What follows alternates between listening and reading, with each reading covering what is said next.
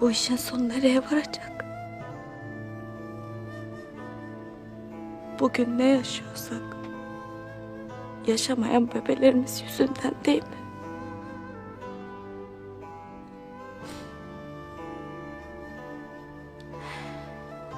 Benden böyle kaçarsan, bana sırtını dönersen, bu işin sonu nereye varır Gündoğdu?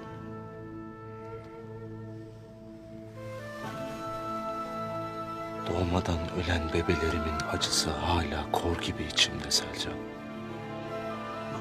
Bir de doğup da emziremediklerin var. Ben bir küçük bedeni daha toprağa vermeye dayanamam. Allah günahlarımı affetsin. Gayrı böyle bir acıyı yüreğim kaldırmaz benim. Bundan gayrı bu çadırda çocuk sesi duymayacağız dersin, öyle mi?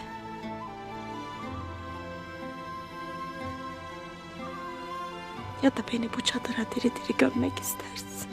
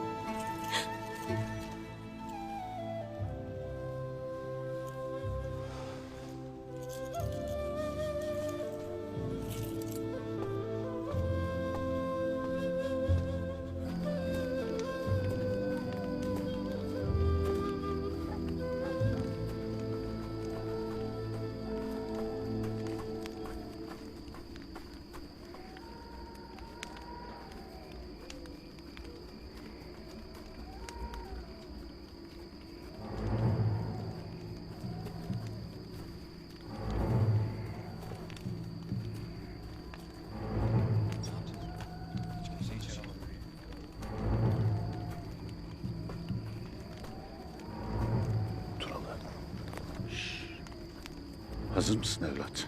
Hazır mıyım? Haydi bakalım. Ya Allah.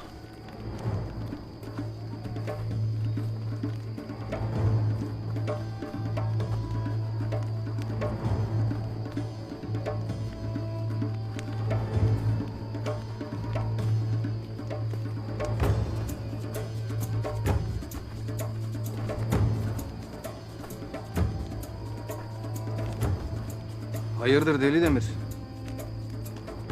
Abdurrahman'a yemek getirdim.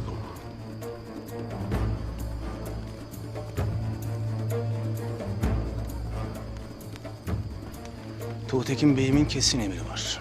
Kimseyle görüşmeyecek. İçeri hiç kimse girmeyecek. Dışarı çıkan olursa da acımadan öldürülecek. Niye görüşmüyormuş? Canı öyle istedi diyelim. Yetmez mi?